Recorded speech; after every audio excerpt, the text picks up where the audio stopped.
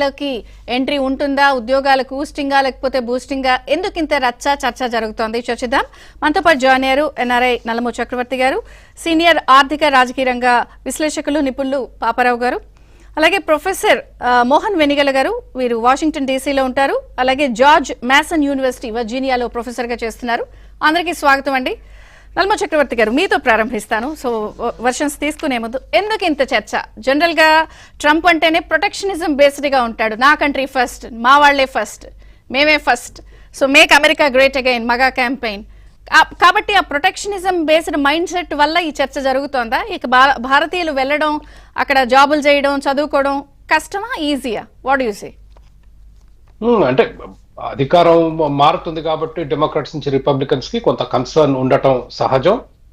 Plus మీరు అన్నట్లు Trump campaign లో నేషనలిజము, యాంటీ ఇమిగ్రెంట్ రెటరిక్ బాగా వినిపించారు, ప్రత్యేకంగా ఇల్లీగల్ ఇమిగ్రెంట్స్ మీద.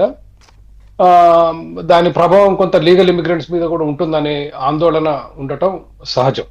కాకపోతే నా అభిప్రాయంలో I think the more focus is on illegal immigrants, ప్రత్యేకంగా క్రిమినల్స్ మీద అతను డిపోర్టేషన్ కి ప్రయత్నాలు చేస్తానని చెప్పడం జరిగింది. Will have to wait and see ఎంత చేస్తారు, ఎంత గట్టిగా చేస్తాడు, ఎంత సాధ్యం అవుతుంది అమెరికాలో. అమెరికాలో రాష్ట్రాలకు చాలా హక్కులు ఉంటాయి. మన దేశంలోనే అది కూడా ఒక ఫెడరల్ స్ఫూర్తితో ఆవిర్భవించిన దేశం. రాష్ట్రాలకు హక్కులు చాలా ఉంటాయి. సో కేంద్రానికి రాష్ట్రానికి మధ్య ఉండే ఫ్రిక్షన్, కేంద్ర ప్రభుత్వ ఇమిగ్రేషన్ డిపార్ట్మెంట్ వాళ్ళు డిపోర్టేషన్ లో ఎట్లా చేస్తారని చూడాలి. ఇక భారతీయుల విషయానికి వస్తే ట్రంప్ చాలా స్పష్టంగా H1Bల విషయంలో నాకు తెలిసి, అంటే నేను ఈ ప్రోగ్రామ్ కి వస్తున్నాను కాబట్టి రాత్రి గబగబా కొన్ని స్టాటిస్టిక్స్ చెక్ చేశాను. ఒబామా అడ్మినిస్ట్రేషన్, ట్రంప్ కు ముందు ఒబామా అధ్యక్షులుగా ఉన్నారు, దాని తర్వాత ట్రంప్ అధ్యక్షులు అయ్యారు, దాని తర్వాత బైడెన్ వచ్చారు.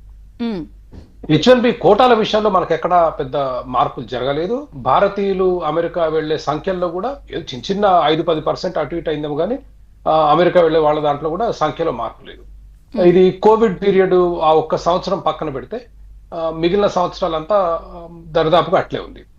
ప్రధానంగా వాళ్ళు చెప్పేది ఏంటంటే, అంత ఈజీగా, గతంలో చాలా ఈజీగా ఇచ్చేవాళ్ళు H1B లేదు, ఇప్పుడు టాలెంట్ ఉన్న వాళ్ళనే ప్రత్యేకంగా పరిశీలించి, అంటే పాయింట్ బేస్డ్ గా అనే పాలసీ తీసుకురావచ్చు అంటున్నారు కదా.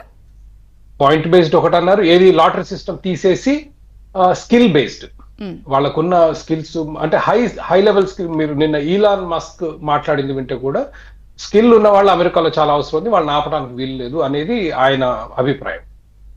కాబట్టి ఇప్పుడున్న లాటరీ సిస్టమ్, నాకు లాటరీ సిస్టమ్ అసలు హాస్యాస్పదమైంది. లాటరీ ఏంటి, ఉద్యోగానికి లాటరీ ఏంటి? ఉద్యోగం ఉంటే దానికి సరైన వ్యక్తి ఉన్నాడా లేదా అని చూడటం సరైన approach.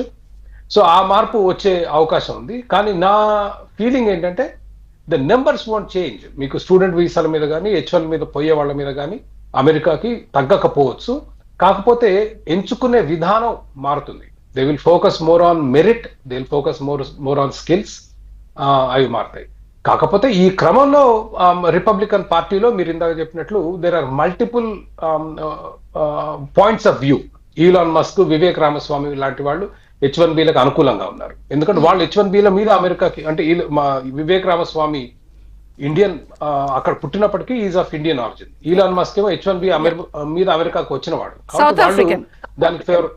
Yeah, I mean his parents, I think mother or father are American, Elon Musk, but he grew up in South Africa. America నుంచి సౌత్ ఆఫ్రికాకి వెళ్ళి అక్కడ పెరగటం మూలంగా he got South African citizenship, but anyway he came on H1. కాబట్టి వాళ్ళు దీనికి అనుకూలంగా ఉన్న, రిపబ్లికన్ పార్టీలో నికీ హేలీ లాంటి ఇతర నాయకులు వ్యతిరేకంగా ఉన్నారు. But I think in the long run it will prevail. American economy, వాళ్ళ ఇంట్రెస్ట్ ట్రంప్స్ ఎనీథింగ్ ఎల్స్. కాబట్టి ఆర్థిక వ్యవస్థ దృష్టిలో పెట్టుకుని నా అభిప్రాయంలో ఇమిగ్రేషన్ లో కోతలు అయితే